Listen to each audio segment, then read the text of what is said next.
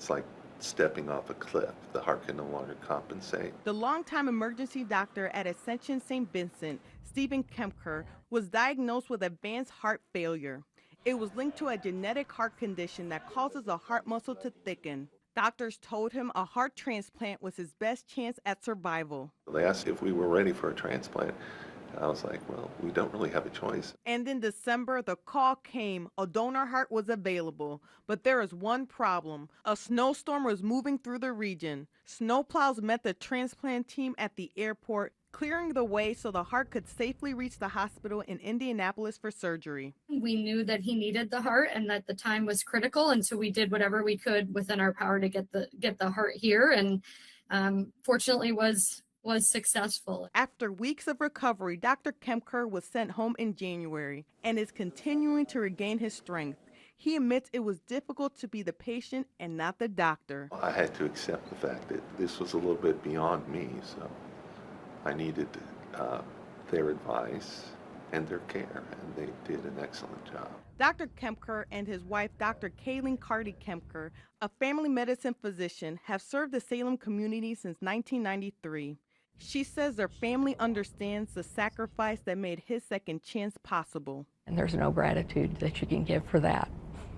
And he's here. Somebody did a wonderful thing for several people that night.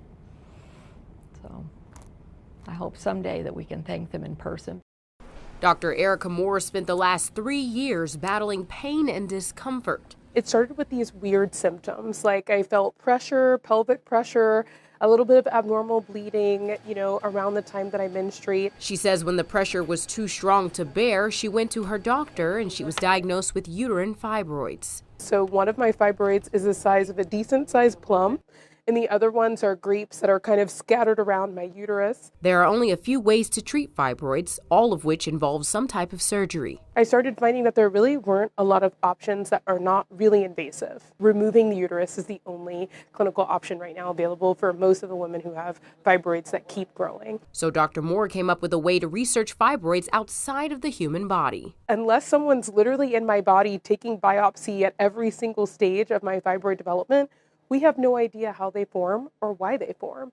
And so for me and my group, we have the power to actually engineer different tissues to build these jello models to understand why, certain diseases occur. And so it was kind of this aha moment where I was like, why don't we put the expertise that I have together with this solution that affects almost 80% of women to figure out why fibroids even develop in the first place. These first-of-its-kind 3D lab-grown fibroids gave Dr. Moore and her team the chance to study each phase of the growth of fibroids and test ways of destroying them while preserving healthy tissue. So that way, ideally, you wouldn't have to have a big surgery. You could just take something in a pill or put something, deliver it topically or, directly to the fibroid and have that kind of start regression of the fibroid. So far, Dr. Moore and her team have been able to halt the growth of fibroids, but they're still working to completely get rid of them. She says in order to do that, they have to focus their attention on finding the source of fibroids. There are so many women and people who are impacted by fibroids, and now that we can all kind of join this chorus, it's like this beautiful choir, right, where we're all singing like, this is a problem, we need more people to help out. And so to have any part in contributing to eventual solutions, I feel like is a privilege. And as she seeks to create a non-invasive treatment for fibroids, Dr. Moore says she is still dealing with symptoms of her own condition.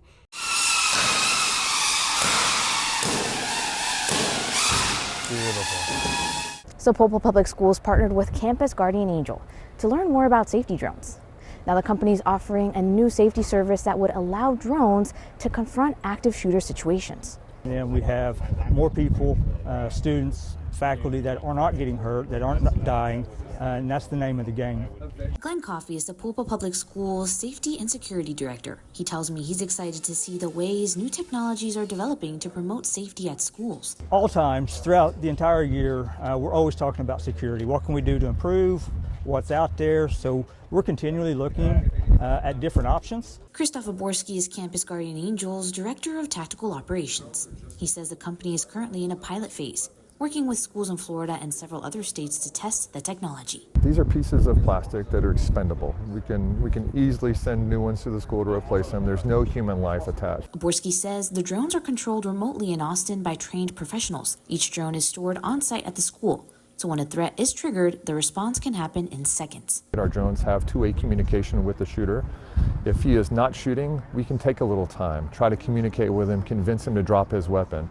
If he is actively trying to target children, we will deliver pepper spray through a gel-based form, or we will hit him with a kinetic strike from the drone itself. This is an image of what malaria looks like within a blood smear. Ava Hauk is passionate about science. You can see ring parasites. She's competed in science fairs for years. Looking at this, the data set we're going to be testing. But this project is different. I am the founder and CEO of CliniView LLC. CliniView is a project I started as a science fair project last year. The goal is to help doctors diagnose blood diseases faster. We have a prototype that's made and specifically tailored to help people in other countries where they don't have as much access to trained personnel or resources. She never expected this. It was definitely not something I would think would get to this point for sure. Ava designed and coded a patent-pending AI-powered computer program that recognizes blood diseases, including malaria. Science fair at the start was just something I did for fun. It was something I was interested in. Ava credits her interest in science to her aunt, Leanne Hauk. I wanted to do a project that would help my aunt. At the start of CliniView, it was to help create diagnostics for leukemia because she had had hairy cell leukemia for a year, but it was misdiagnosed. Leanne beat leukemia and inspired Ava. Even when I was little, I wanted to do something in entrepreneurship. I had always loved the idea of business and being my own boss. And then I went to the science fair meeting in 7th grade, and I started to find like my own niche. I was really into science. I was really into creating my own things and my own projects. Now this project is real. Ava's next step is testing that prototype and getting one step closer to saving lives.